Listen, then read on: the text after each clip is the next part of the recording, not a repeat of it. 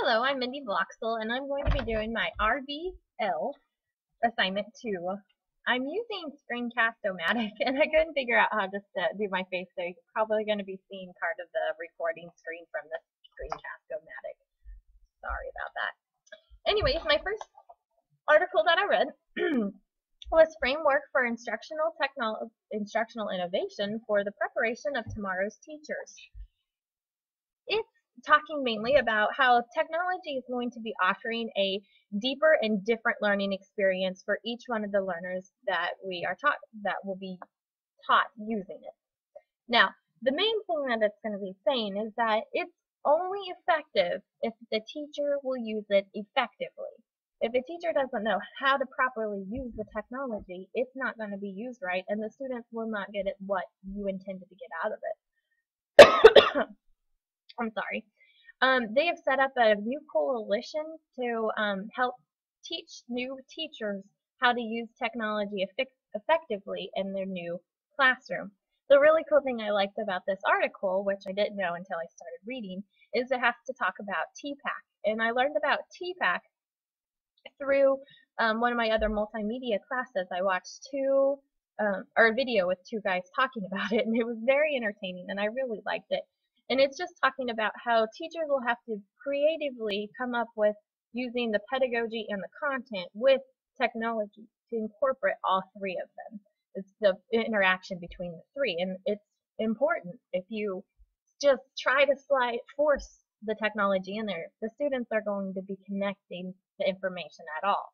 Therefore, it's important to have a seamless, creative passage between the three.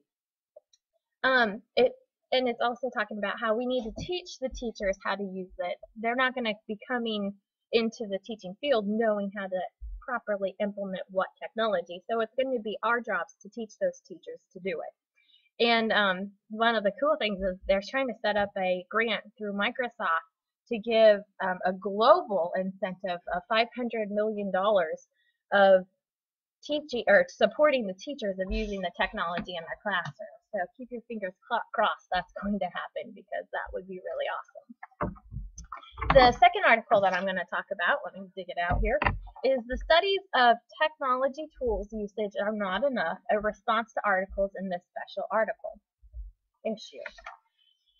And it's talking about how to change the schools, we need to teach our administrators how to do things, like technology-wise, where if we have a strong admin in technology, then we're going to have a strong tech building. Now, this is important because if we have a confident leader, then we're going to be more confident ourselves, and that's what we really need to have. They have 3 intersections of tech and school leadership, and it's talking. The first one is using digital technology to teach leadership of content. Not to change the traditional content, but to use the technology to help making it more personal and emotional for the students who are learning.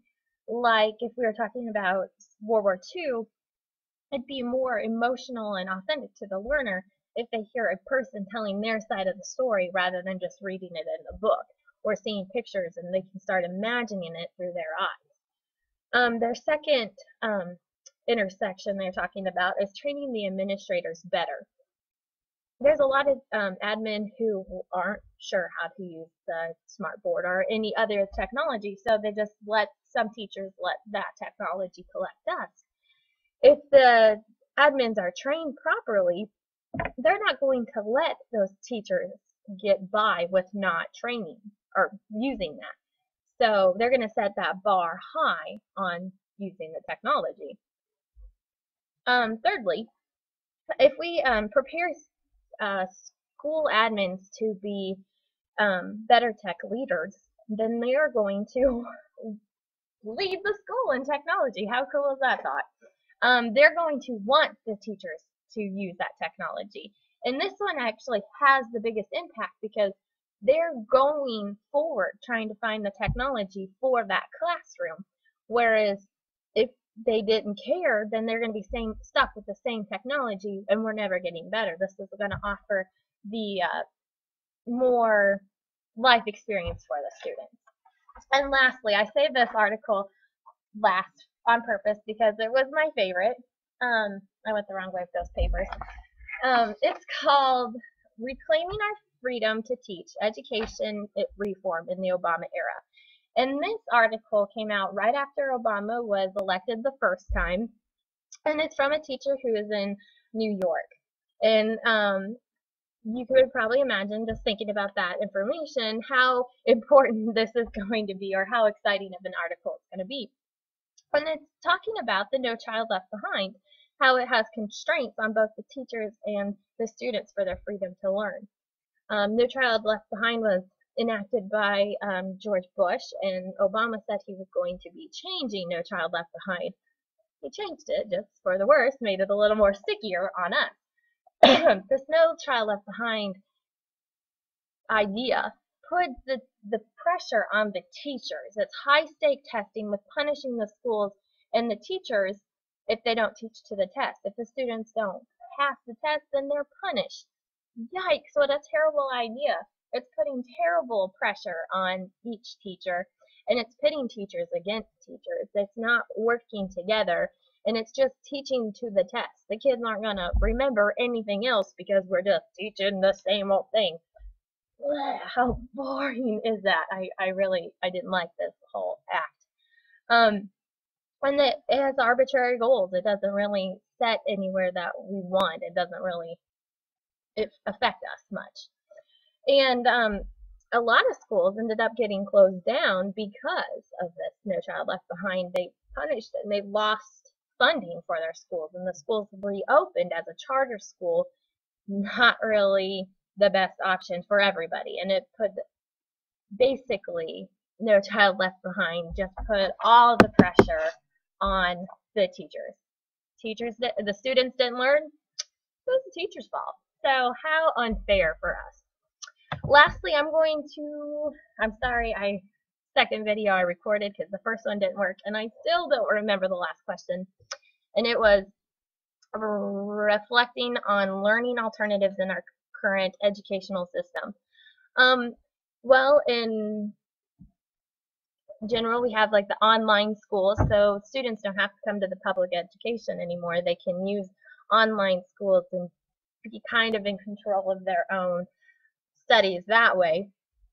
Also in the classroom, we have like smart boards, which will help us. I'm a kindergarten teacher, can't tell my background, but we use the smart board every day for calendar. That way we can change it up. I add videos to it, I link songs to it, and it's just an easier transition for us, and we can keep moving forward. Whereas instead of the same old paper, rip the paper, my bad, kind of thing. And we have clickers, which will help us keep contact of, I'm sorry, I'm starting to rush and I'm getting goofy tongued.